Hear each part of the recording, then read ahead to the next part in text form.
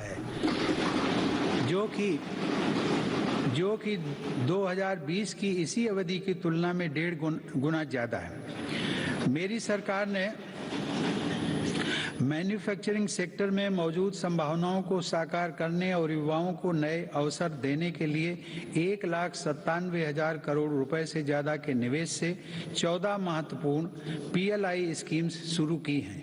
ये PLI schemes न केवल भारत को ग्लोबल मैन्युफैक्चरिंग हब के रूप में स्थापित करने में मदद करेंगी, बल्कि रोजगार के 60 लाख से अधिक अवसर भी उपलब्ध कराएंगे। देश में मोबाइल उत्पादन की सफलता मेक इन इंडिया का एक बड़ा उदाहरण है।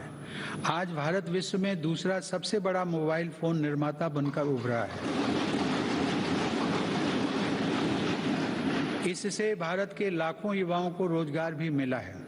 हमारा देश इलेक्ट्रॉनिक और टेक्नोलॉजी हार्डवेयर के क्षेत्र में ग्लोबल लीडर बने, इसके लिए सरकार ने सिलिकॉन और compound semiconductor fabrication, display, FAB, chip design और इनसे जुड़े वेंचर्स के लिए हाल ही में 76,000 करोड़ रुपए का पैकेज भी घोषित किया है।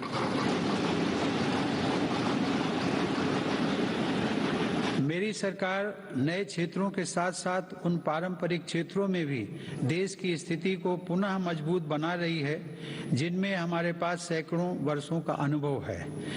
इसी दिशा में मेरी सरकार द्वारा वस्त्र उद्योग के विकास के लिए करीब 4,500 करोड़ रुपए के निवेश से 7 मेगा इंटीग्रेटेड टेक्सटाइल रीजन और अपैरल पार्क बनाए जा रहे हैं।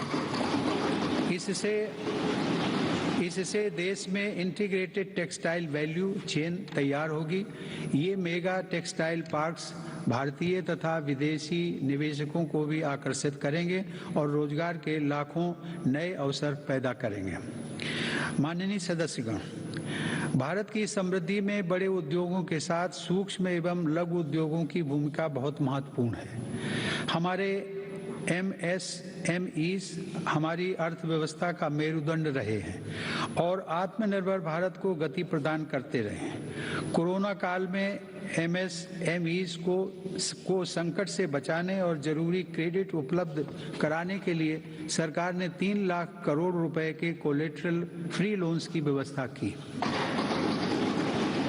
हाल के अध्ययनों से ये स्पष्ट हुआ है कि इस योजना की सहायता से 13.5 लाख MSME यूनिट्स को जीवन दान दिया गया और 1.5 करोड़ रोजगार भी सुरक्षित किए गए।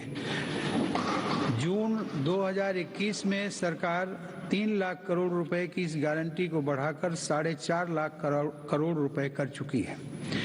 MSME सेक्टर को विस्तार प्रदान करने तथा इस सेक्टर के लिए अवसर बढ़ाने हेतु कई नीतिगत फैसले भी लिए गए हैं। MSMEs की नई परिभाषा से छोटे उद्योगों को आगे बढ़ाने में मदद मिल रही है। सरकार ने थोक और खुदरा व्यापारियों व स्ट्रीट वेंडर्स को उद्यम पोर्टल पर रजिस्टर करने की अनुमति भी दी है, ताकि उन्हें प्रायोरिटी सेक्टर लेंडिंग का लाभ मिल सके। मैं खादी की सफलता का भी विशेष उल्लेख करूंगा।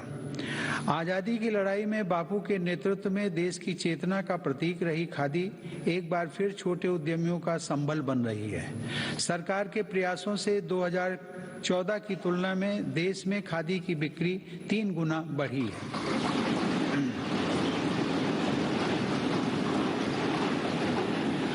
माननीय सदस्यगण, किसी भी देश के विकास का आधार वहाँ का इंफ्रास्ट्रक्चर होता है। मेरी सरकार की दृष्टि में इंफ्रास्ट्रक्चर सामाजिक असमानता को पाटने वाला सेतु भी है। इंफ्रास्ट्रक्चर पर होने वाले निवेश से न केवल लाखों नए रोजगार पैदा होते हैं, बल्कि इसका एक गुणात्मक प्रभाव भी होता है।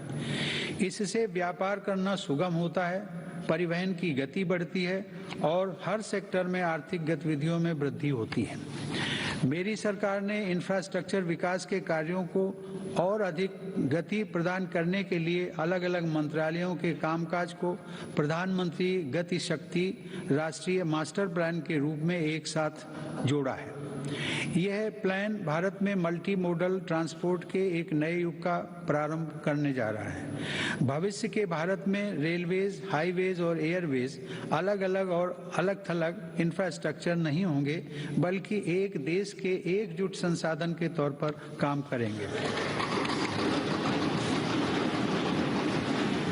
ग्रामीण क्षेत्रों में सड़कों, संसाधनों और इंफ्रास्ट्रक्चर के निर्माण से देश की उन संभावनाओं को उड़ान मिल रही है जो दशकों से उपेक्षित पड़ी थी। प्रधानमंत्री ग्राम सड़क योजना की उपलब्धियां गर्व करने योग्य हैं। वर्ष 2020-21 में ग्रामीण इलाकों में 100 किलोमीटर प्रतिदिन से अधिक की रफ्तार से 36,500 किलोमीटर सड़कें बनाई गई हैं और हजारों रिहायशी क्षेत्रों को ऑल वेदर रोड कनेक्टिविटी से जोड़ा गया है। आज देश के नेशनल हाईवेज भी पूरब से पश्चिम और उत्तर से दक्षिण पूरे देश को एक साथ जोड़ रहे हैं। मार्च 2014 में हमारे देश में राष्ट्रीय राजमार्गों की कुल लंबाई 90,000 किलोमीटर थी, जबकि आज उनकी लंबाई बढ़कर 1,40,000 किलोमीटर से अधिक हो गई है। भारतमाला परियोजना के अंतर्गत लगभग 6 लाख करोड़ रुपए की लागत से 20,000 किलोमीटर से अधिक लंबाई के राजमार्गों पर काम किया जा रहा है। इनमें 23 ग्रीन एक्सप्रेसवेज और ग्रीन फील्ड कॉरिडोर्स का विकास भी शामिल है। दिल्ली मुंबई एक्सप्रेस वे भी पूरा होने के करीब है, जो कि भारत का सबसे लंबा और सबसे तेज एक्सप्रेस वे होगा। मेरी सरकार को पंढरपुर तीर्थ को जोड़ने वाले संत ज्ञानेश्वर मार्ग और संत तुकाराम पालकी मार्ग के चौड़ीकरण का काम शुरू करने का सौभाग्य भी मिला है। देश में आधुनिक इंफ्रास्ट्रक्चर के विकास से आज जहां एक ओर विकास के नए रास्ते खुल रहे हैं, तो वहीं दूसरी ओर इससे देश की सुरक्षा को भी नई ताकत मिल रही है। बॉर्डर रोड्स ऑर्गेनाइजेशन BRO तो बजट सत्र 2022 की शुरुआत राष्ट्रपति